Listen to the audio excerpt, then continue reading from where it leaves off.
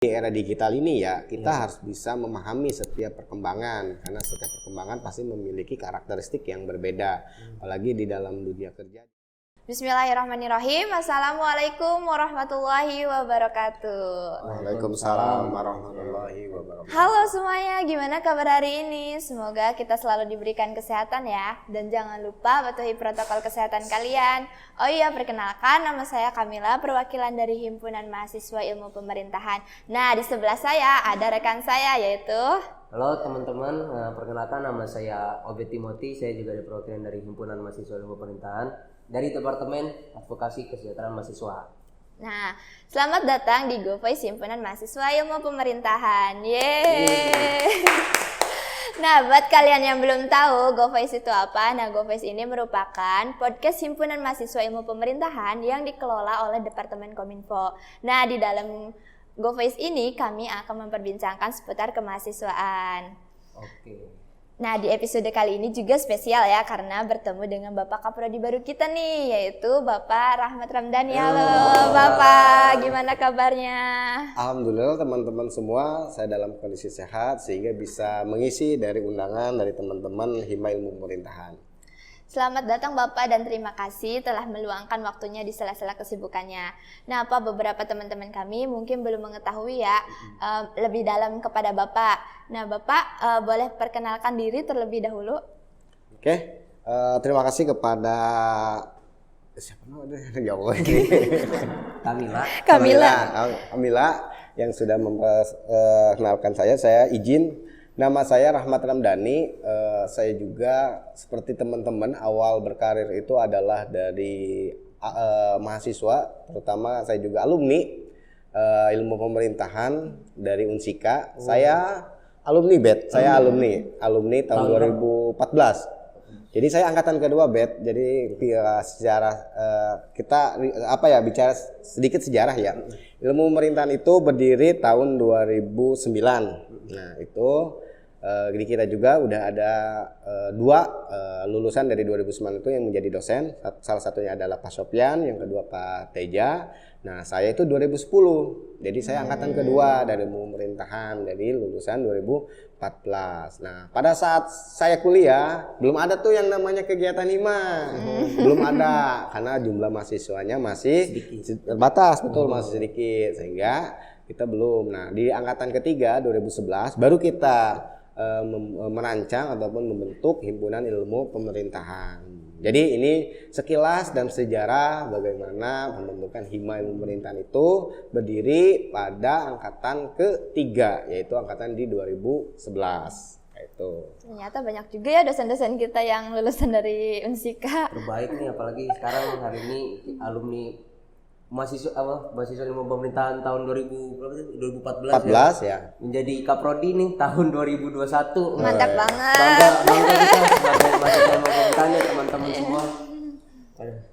Apalagi nih Kamila. Terima kasih Pak atas perkenalannya. Nah, sebelum ke pertanyaan nih Pak, bagaimana perasaan Bapak terpilih menjadi kaprodi ilmu pemerintahan? Yang pertama ya, perasaan saya merasa bersyukur, di mana tadi yang dikatakan oleh Obed, bahwa saya bisa mengabdi lah kepada alma mater yang dimana yang sudah membesarkan saya secara akademik, sudah memberikan pengetahuan secara akademik. Jadi saya merasakan bangga dan bersyukur ketika bisa mengabdi kepada alma mater yang saya cintai. Sekarang kalau dulu saya sebagai mahasiswa, lalu saya menjadi dosen, kemudian sekarang saya harus mengabdi, menjalankan amanah menjadi koordinator program studi ilmu pemerintahan.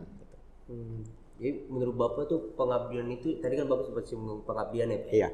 Menurut Bapak pengabdian itu yang harus kita terapkan nih sebagai mahasiswa ilmu pemerintahan, terutama mahasiswa baru nih ilmu pemerintahan nih Pak, yang baru belajar tridharma, perguruan tinggi, penelitian, terus ada juga pengabdian masyarakat dan juga pendidikan Pak. Ya. Nah, pengabdian nih Pak, fokusnya nih menurut Bapak gimana nih Pak? Oke, kita di dalam tugas sebagai perguruan tinggi kan tadi sudah disinggung ada tridharma perguruan tinggi. Yang pertama adalah kita pendidikan. Nah, pendidikan ini kan teman-teman saat ini sedang menjalankan yang namanya pendidikan, yaitu adalah perkuliahan. Nah, Yang kemudian yang kedua adalah penelitian. Nah, nanti teman-teman juga akan merasakan bagaimana penelitian. Walaupun sekarang juga kan sudah ada mini riset ya dari tugas-tugas mata kuliah yang berbentuk mini riset, studi kasus dan project learning. Kemudian yang ketiga adalah pengabdian kepada masyarakat. Jadi kita sebagai ilmuwan, maka ilmunya harus bisa bermanfaat kepada masyarakat. Maka kita harus bisa mengimplementasikan nilai-nilai akademik kepada masyarakat. Apalagi kita sebagai mahasiswa ilmu pemerintahan, maka kita harus bisa memberikan kemanfaatan nih bagi masyarakat secara umum. Jadi terutama kita sebagai mahasiswa ilmu pemerintahan harus bisa menebarkan kemanfaatan kita di tengah-tengah masyarakat. Itulah sebagai bentuk pengabdian kita kepada masyarakat. Nah, terus sebagai kaprodi baru nih Pak, bagaimana visi misi Bapak untuk kemajuan ilmu pemerintahan ini? Oke, jadi visi dan misi dari prodi ini ya sudah tertuang secara dokumen di dalam kurikulum program studi ilmu pemerintahan. Visi dari program studi ini adalah untuk program studi ilmu pemerintahan yang inovatif, yang kompetitif, juga berdaya saing dengan berjiwa bangsa. Itu adalah visi dari ilmu pemerintahan. Jadi kita ingin menyiapkan lulusan ilmu pemerintahan yang memiliki inovatif, kompetitif, juga memiliki daya saing, tapi tidak lepas dari berjiwa bangsa. Itu dari visi program studi ilmu pemerintahan. Nah, untuk menjalankan visi itu nih Pak, apalagi kan kita sedang mengalami namanya kuliah secara daring. Itu bagaimana Pak? Program-program apa yang yang ingin Bapak sudah rencanakan juga untuk IP ini Pak, terutama memang terkait visi tadi Bapak yang kompetitif dan inovatif tersebut gitu Pak. Oke, jadi saya juga dalam hal ini masih dalam proses transisi ya, karena saya masih baru di dalam memegang amanah program studi ini. Jadi untuk mengembangkan pada capaian lulusan, terutama capaian lulusan prodi ini ya harus bisa beradaptasi dengan kondisi yang saat ini kita pandemi, dengan proses pembelajaran secara daring, kegiatan pun secara kita alihkan ke secara virtual. Nah, itu kita juga lagi untuk mempersiapkan meracik strategi bagaimana agar capaian dari visi dari ilmu pemerintahan itu tercapai. Terutama tadi lulusan ilmu pemerintahan yang memiliki jiwa inovatif, kompetitif dan daya saing.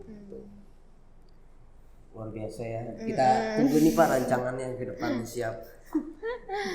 Nah, apa langkah Bapak ke depannya agar akreditasi ilmu pemerintahan ini bisa lebih baik dari akreditasi yang sudah ada nih Pak? Oke, terkait akreditasi karena kita sudah mengalami 2 kali ya akreditasi. Yang pertama kita 2014, kemudian kemarin 2019 dan kita akhir dari akreditasi itu nanti 2024. Nah, ini juga akreditasi berbeda dari akreditasi yang sebelumnya. Yang sebelumnya adalah 7 standar, kalau sekarang 9 standar. Nah, ini agak berat nih beban prodi itu dengan akreditasi ini sebenarnya.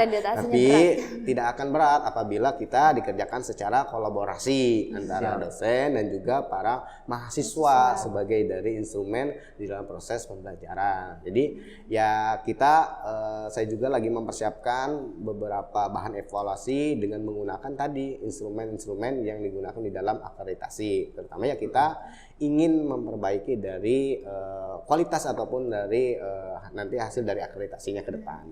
Kalau mengenai akreditasi tadi ya Pak ya? Ya. Dukungan apa nih Pak yang ingin Bapak sampaikan kepada mahasiswa nih Pak agar kita berkolaborasi untuk meningkatkan akreditasi ini Pak? Oke, jadi saya minta kepada teman-teman, jadi ada beberapa kontribusi ya yang bisa teman-teman berikan kepada prodi di dalam nanti capaian di akreditasi itu, terutama di dalam hal prestasi. Nah, itu prestasi itu sangat kita tunggu ya, apalagi udah prestasinya tingkat nasional ataupun bahkan internasional. Itu yang saya pasti akan apresiasi. Jadi tadi kata kuncinya adalah kolaborasi antara prodi, dosen dan mahasiswa berkolaborasi untuk memperbaiki dari akreditasi. Nah, dari sisi mahasiswanya selain tadi fokus belajar, tapi juga harus ditunjang dengan kegiatan yang sifatnya akademik yang lebih kepada prestasi. Nah, ini prestasi ini yang saya harapkan, misalkan ada kegiatan PKM, Pekan Kreatif Mahasiswa, itu adalah kesempatan nih bagi teman-teman ya ilmu pemerintahan, nanti bisa dikonsultasikan kepada teman-teman Hima untuk mengikuti program PKM ini. Karena PKM ini kan program sifatnya nasional. Nah, apalagi kalau misalkan dari ilmu pemerintahan dapat juara 1 nasional, wah itu sangat apresiasi oleh Prodi karena sangat membantu untuk nanti angka akreditasi gitu. Jadi teman-teman pun bisa memberikan kontribusi nyata terhadap kemajuan program studi ilmu pemerintahan dengan menunjukkan prestasi prestasi nomor 1 ya Pak. Jadi teman-teman pemerintahan ditunggu ya prestasinya. Bisa sebenarnya kami juga Pak sedikit informasi dulu ya. Lembaga kita juga aplikasi kesehatan mahasiswa juga siap menampung berbagai mahasiswa yang emang ingin loncat kepada prestasi-prestasi tersebut Pak. Juga ada beasiswa juga ini. Jadi teman-teman biar kita sama-sama bekerja sama nih, juga membantu Pak Alan sebagai kaprodi baru meringankan Pak Alan. Kita sama-sama teman-teman mengharumkan nama IP ya, mahasiswa ilmu pemerintahan. Kamila, mungkin ada lagi pertanyaan? Nah, menurut sudut pandang Bapak sendiri nih, apa sih ilmu pemerintahan itu? Jadi ilmu pemerintahan itu mungkin teman-teman ketika masuk pemerintahan bercita-cita ingin jadi pejabat. Pasti ada. Nah, pasti. Ketika saya tanya baik secara sebelum pandemi ya, ditanya kenapa sih teman-teman ngambil jurusan pemerintahan? Rata-rata ingin menjadi pejabat, kedua jadi politisi, yang ketiga juga menjadi pendidik. Nah itu. Jadi ya itu memang bursa kerja yang kita jadi capaian lulusan dari ilmu program studi pemerintahan. Tapi dari segi ilmu pemerintahan itu ya banyak pakar yang memberikan batasan definisi di dalam hal ilmu pemerintahan. Tapi salah satu yang saya gunakan ataupun saya pakai dalam hal pemahaman ilmu pemerintahan itu salah satunya dari Prof. Sadu mengatakan bahwa ilmu pemerintahan adalah ilmu antara hubungan antara pemerintah dengan yang diperintah dalam aspek kewenangan dalam pelayanan publik. Jadi ketika ada hubungan antara pemerintah dengan yang diperintah, ada aspek kewenangannya di dalam penyelenggaraan pelayanan publik. Karena kita sebagai masyarakat secara umum tidak lepas yang namanya pelayanan publik yang diselenggarakan oleh pemerintahan. Pemerintahan pasti memiliki dasarnya adalah kewenangan. Lalu Pak, seperti apa nih Pak? Mungkin soft skillnya Pak ya? Soft skill mahasiswa apa nih Pak yang dibutuhkan dari definisi tadi Pak? Jadi kan kita kan tadi seperti Bapak tadi contohnya emang benar sebuah realita ya nih Pak. Kalau kita mendaftarkan ke mahasiswa ilmu pemerintahan, kita emang kayak pengen nanti prospek kerjanya langsung kan bagaimana. Tapi persiapannya kita nih kemampuannya belum matang nih Pak. Menurut Bapak juga kan sebagai alumni Bapak alumni kedua ya Pak di 2014 nih. Soft skill apa nih Pak? Pengalaman apa yang ingin Bapak share ke kita semua? Jadi untuk kemampuan secara akademik yang harus disiapkan adalah apalagi di era digital ini ya, kita harus bisa memahami setiap perkembangan karena setiap perkembangan pasti memiliki karakteristik yang berbeda. Apalagi di dalam dunia kerja di era digital ya, kita harus bisa memenuhi apa yang menjadi kebutuhan pasar. Nah, dalam hal ini kita sebagai sarjana ilmu pemerintahan tadi misalkan di dalam salah satu kan kita menciptakan sumber daya manusia di bidang pemerintahan baik di pemerintah pusat maupun daerah. Nah, kalau kaitan dengan era digital ya kita harus bisa menguasai namanya teknologi. Nah, kalau memang concernnya ataupun interestnya di dalam menjadi birokrat ataupun ASN. Kalau memang dia ingin menjadi politisi, yaitu ya harus juga kemampuannya harus tetap digali di dalam proses pembelajaran yang hari ini teman-teman lakukan. Maka saya selalu bilang, apa sih cita-cita teman-teman ataupun mengambil jurusan pemerintahan ketika menentukannya jadi politisi, ataupun akademisi, ataupun jadi birokrat, ya itulah yang menjadi arah tujuan dan mempersiapkannya dari sekarang, dari mulai proses pembelajaran itu. Dengan ditambah tadi kemampuan-kemampuan secara akademik yang di luar akademik. Nah, salah satunya dengan kegiatan berorganisasi. Nah, teman-teman ini bisa jadi contoh nih buat adik-adik kelas nanti semester 3 dan semester 1 untuk aktif berorganisasi. Oh, kalau organisasi nih Pak, nyinggung nih Bang Bapak nih, organisasi apa nih Bapak yang pernah Bapak jalanin dulu Pak? Oke. Karena dulu dalam proses pembelajaran saya di Unsikal ilmu pemerintahan, karena belum ada HIMA ya, karena HIMA itu ada di 2011. Jadi saya proses pembelajaran karena saya tuh berorganisasi udah dari mulai SMA. SMA saya itu bergerak di dunia kesenian dan kebudayaan, itu khusus di bidang teater. Jadi gini-gini saya juga pernah menjadi aktor. Hebat. Jadi sekarang itu saya lagi berperan aktor menjadi seorang kaprodi. Nah, itu. Jadi saya di bidang kesenian dan kebudayaan selama SMA, kemudian lanjut ke perguruan tinggi saya melanjutkan tetap. Lalu saya mengelola sebuah komunitas seniman muda Karawang, Kabupaten Karawang itu memang di bidang seni dan kebudayaan. Kemudian ya juga saya masuk ke pengurusan KNPI di Kabupaten Karawang. Itu luar biasa ya pengalaman organisasi ketua kita, ketua kaprodi kita yang baru ini. Iya. Jadi pengen nih Pak, kita nih termotivasi juga. Harus. Jadi kita harus bisa berproses terus. Jadi hasil itu tidak akan mengkhianati proses ya. Nah, itu. Jadi harus dipegang, tetaplah berproses dengan sungguh-sungguh. Kamila, apa lagi nih Kamila? Nih Pak, kita kan sama-sama tahu ya kalau pandemi COVID ini sudah hampir 1,5 tahun dan sistem pembelajaran pun menggunakan sistem daring. Nah, menurut Bapak sendiri seberapa efektivitas pembelajaran daring bagi mahasiswa nih Pak? Kalau penilaian ataupun pengukuran bagaimana proses pembelajaran selama pandemi ini ya, kita dengan daring ini ya cukup efektif ya, sangat membantu ya. Nah, karena kalau untuk penilaian yang lebih lanjut kan harus ada penelitian lebih dalam lagi ya. Tapi dengan adanya pandemi secara global, kita di dunia pendidikan sangat terbantu dengan adanya perkembangan teknologi informasi ini. Jadi kita memindahkan yang namanya ruang kelas kepada ruang virtual, sehingga dari segi makna pembelajaran itu bisa tersampaikan. Nah, dan juga dari segi waktunya lebih fleksibilitas itu. Jadi karena sebagai alternatif ya terbaik ketika di masa pandemi dengan adanya pembelajaran secara daring. Itu. Jadi menurut Bapak ada nggak sih kekurangannya kalau misalkan kita secara pandemi ini? Oh, kalau dari segi kekurangan dan kelebihan pasti ya, baik dari kuliah secara misalkan ruang kelas dan ruang virtual pasti ada sisi kekurangan.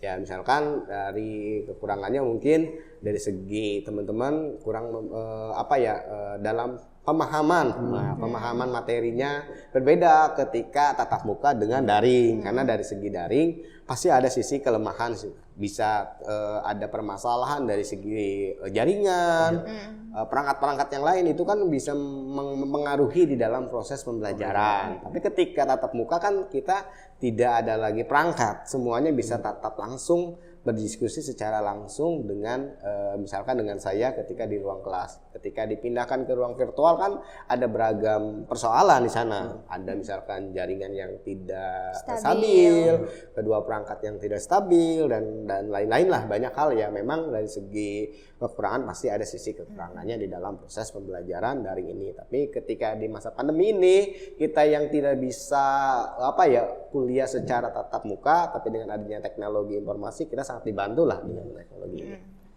Nah, apalagi sekarang nih Pak, sudah diberitahu nih informasi bahwa dari hari ini 2 minggu ke depan kita akan melaksanakan UTS nih Pak. Nah, apa nih Pak motivasi Bapak dong supaya kita tetap semangat nih UTS-nya kan? Apalagi masih pandemi ini online gitu kan? Ya. Silakan Pak. Oke, jadi teman-teman terutama di ilmu pemerintahan ya tetap semangat, tetap jaga kesehatan. Nah, karena yang menjadi modal hari ini adalah satu kesehatan dan juga kita harus tetap bahagia ya dalam proses pembelajaran ini. Kalau kita tidak sehat nggak bahagia juga dan juga akan mempengaruhi di dalam cara berpikir kita ya. Nah, maka harus dijaga itu kesehatan. Nah, kesehatan itu di masa pandemi ini merupakan hal-hal yang utama ya bagi di dalam proses pembelajaran. Jadi tetap semangat, tetap jaga kesehatan, jangan lupa juga untuk tetap menjaga protokol kesehatan. Nah, kemudian langkah apa nih yang akan Bapak ambil untuk membuat sistem pembelajaran yang ada di ilmu pemerintahan ini semakin berkembang, terutama di masa pandemi yang sekarang ini? Oke, ada beberapa model pendekatannya di dalam proses pembelajaran. Nah, terutama kita sekarang memang diwajibkan pendekatannya lebih kepada tadi berbasisnya proyek ataupun studi kasus. Karena untuk merancang keikutan serta ataupun partisipasi mahasiswa di dalam proses pembelajaran. Jadi di dalam proses pembelajaran dosen bukan hanya menjadi penceramah, tapi menjadi fasilitator. Nah, lebih pendekatannya tadi outputnya bisa kepada pendekatan menggunakan studi kasus ataupun proyek dari proses pembelajarannya. Itu kan lebih apa ya, lebih menarik di dalam proses pembelajaran. Jadi nggak kaku di dalam proses pembelajaran itu hanya hanya ceramah. Misalkan kuliah dengan Pak Alan ceramah selama 2 SKS kan, itu yang ada adalah menjenuhkan. Tapi dengan ada sistemnya tadi studi kasus dan proyek itu lebih membuat keterlibatan mahasiswa di dalam proses pembelajaran. Jadi mahasiswa dituntut lebih aktif lagi ya Pak ya? Betul. Jadi mahasiswa itu harus aktif di dalam proses pembelajaran, baik secara daring maupun secara luring nanti. Luar biasa nih langkah kerja Kaprodi baru kita untuk mahasiswa yang aktif. Terus apalagi nih Kamila? Nih Pak, mengenai masalah program MBKM Pak. Apa sih Pak program MBKM itu? Adakah keuntungan bagi mahasiswa kalau mengikuti program tersebut? Pasti kalau dari segi keuntungan, karena tujuan program MBKM ini yang dicanangkan oleh Kementerian Kebudayaan dan Kementerian Pendidikan ini terutama tujuannya adalah untuk mendorong, untuk mempersiapkan para mahasiswa di dalam persiapan bursa kerjanya ataupun dunia kerjanya. Jadi tujuannya ke sana, jadi memberikan bekal kepada teman-teman adik-adik mahasiswa mempersiapkan dalam dunia kerja. Nah, jadi MBKM ini memang dicanang oleh pemerintah pusat untuk mahasiswa agar mahasiswa bisa berproses selama perkuliahan mengenal dunia kerja secara real, secara nyata. Jadi lebih mendorong agar mahasiswa itu dikasih bekal bukan hanya dari sisi teoritis, misalkan teoritisnya berapa persen, lalu prakteknya langsung ke dunia kerja itu berapa persen. Misalkan contoh teman-teman kita di ilmu pemerintahan sudah banyak yang mengikuti dari program MBKM, ada yang magang di BPN, ada juga yang kemarin kita mengikuti program dari Pejuang Muda Kemensos. Nah, itu kan program dari MBKM juga. Jadi dengan adanya program ini teman-teman ya harus bisa memaksimalkan, karena kesempatan sangat terbaik lah di era teman-teman dengan adanya MBKM. Jadi teman-teman bisa langsung terjun secara langsung kepada dunia kerja nanti. Jadi lebih mempersiapkan teman-teman untuk mempersiapkan diri nanti ketika sudah lulus di program studi ilmu pemerintahan. Iya, apalagi kan kita namanya juga program studi ilmu pemerintahan gengsi kita adalah gimana kita bersaing gitu kan ya Pak. Terus kita juga yang punya pemerintahan ini kan Pak. Mengatur birokrasi di Indonesia gitu Pak ya.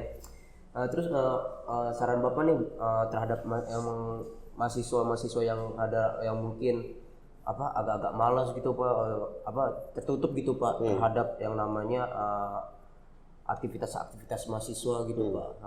Saran Bapak nih Pak sama mereka tuh Pak. Ya. Jadi bagi saya untuk teman-teman yang ya tadi dikatakan aktif di dalam proses pembelajaran ataupun berorganisasi, karena jangan sia-siakanlah kesempatan, karena untuk menikmati ataupun kita belajar di perguruan tinggi ini di Indonesia kan masih terbatas. Nah, maka kita ketika masih ada kesempatan untuk belajar di perguruan tinggi, kita harus bisa memaksimalkan potensi akademik kita secara maksimal, baik dalam proses pembelajaran secara aktif maupun di dalam pengembangan potensi secara non akademik dengan berorganisasi. Itu jadi saya harapkan teman-teman ya bisa menikmati di dalam setiap proses pembelajaran ini di perguruan tinggi, terutama bagi teman-teman ilmu pemerintahan. Jadi jangan nggak zaman lah kalau sekarang mahasiswa jadi kuliah kupu-kupu ya, kupu-kupu ya kalau istilah dulu sampai sekarang kan masih ada kupu-kupu. Jadi kita harus aktif lah, karena